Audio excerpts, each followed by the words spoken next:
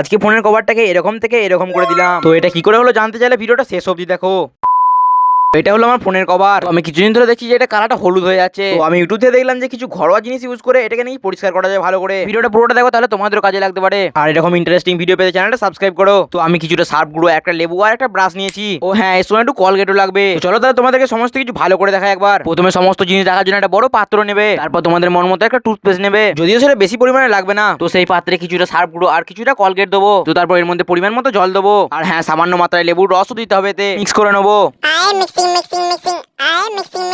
তো তারপর বিছানার উপর যাতে কিছু না পড়ে, তো সেই কারণে আমি একটা গামছা নিয়েছি। তো তারপর কভারটার মধ্যে মাখাতে আরম্ভ করে দিলাম। তো আমি যতক্ষণ এটা মাখাচ্ছি তখন তোমরা চ্যানেলটা সাবস্ক্রাইব করো। তো তোমাদের কি মনে হচ্ছে এর কোনো পরিবর্তন হবে? তো চলো তাহলে তোমাদের সামনে সবশেষে ফাইনাল রেজাল্ট আনা যাক তাহলে। তো শেষবারের মতো বলছি, এরকম ভিডিও পেতে চ্যানেলটা সাবস্ক্রাইব করে নাও। তো এই দেখো ফাইনাল রেজাল্ট। সত্যি আমি ভাবিনি যে এতটা পরিমাণ পরিষ্কার হবে এটা। তো তোমাদের কেমন লাগলো সেটা আমাকে কমেন্টে একটু জানিয়ে যাবে, আর ভিডিওটা সেভ করে নাও।